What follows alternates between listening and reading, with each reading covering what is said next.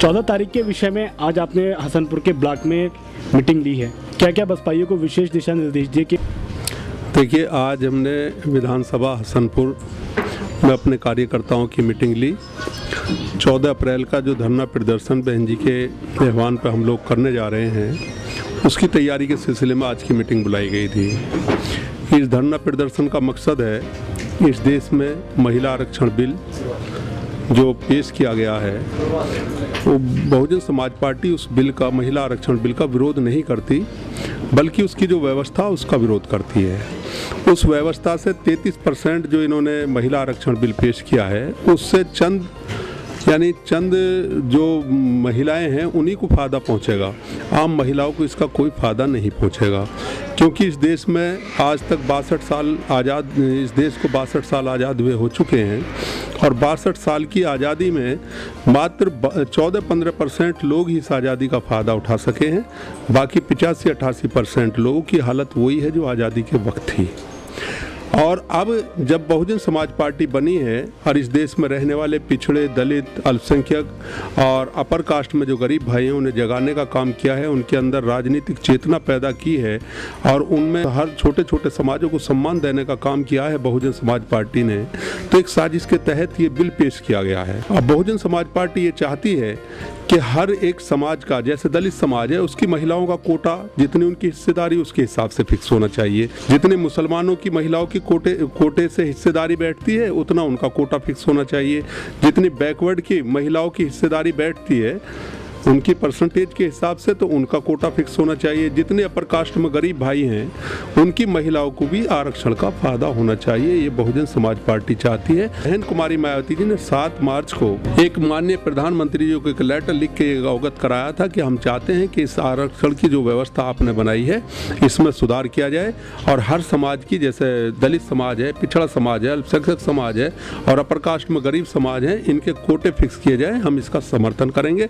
अगर आपने ऐसा नहीं किया तो हम इसका विरोध करेंगे। तो इसी विरोध को दर्शाने के लिए हर जिले के हेडक्वार्टर पे ये एक दिन का धरना प्रदर्शन बाबा साहब के जन्मदिन के शुभ अवसर पर रखा गया है।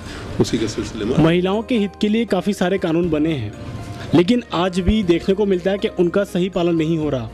उसके ऊपर से ये महिला आरक्षण और एक नया कानून बनने जा रहा है, इसके बारे में क्या कहेंगे? देखिए, जितने भी कानून बनाए जाते हैं, महिला आरक्षण महिलाओं के लिए हो या किसी के भी लिए हो, इनका फ़ायदा तो ज़रूर थोड़ा थोड़ा पहुंचता है, लेकिन उन्हीं लोगों को पहुंचता है जो संपन्न है, जो आज तक इस देश पर हुकूमत करते चले आए हैं। उन्हीं की महिलाओं को आज भी पहुंच रहा है और पहुंचता रहेगा। आम महिलाओं को इसका कोई फ़ायदा नहीं पहुंचेगा। इसी के तहत ये आरक्षण बिल भी है। इससे भी उन्हीं महिलाओं को फ़ायदा पहुंचेगा, आम महिलाओं को नहीं पहुंचेगा। इसकी लड़ाई बहुजन समाज पात्रों को इसका लाभ पहुंचे, उसके लिए आपकी पार्टी क्या कर रही है? देखिए, जहाँ तक हमारी पार्टी का सवाल है, जो भी कानून बनता है या जो भी लागू किया जाता है, चाहे वो महिलाओं के लिए हो, चाहे पिछड़ों के लिए हो, चाहे अल्पसंख्यकों के लिए हो, उस पर गंभीरता से कदम उठाए जाते हैं। और हमारी सरकार तो ख़ास तौर से आम लोगों की सरकार है, यानी इस देश में रहने वाले 85-88% लोगों की, जिसमें दलित हैं, पिछड़े हैं, अल्पसंख्यक हैं, अपर कास्ट के गरीब भाई हैं, उन सब की लड़ाई लड़ती है और उनके अधिकारों की ही लड़ाई लड़ रही है। जितने भी जो भी ज़्यादा से ज़्यादा हो सकता है उन्हें फ़ायदे पहुँचे। बसपा की नीतियों को जन जन तक पहुँचाने के लिए आपके क्या प्रयास हैं, क्या कर रहे हैं आप?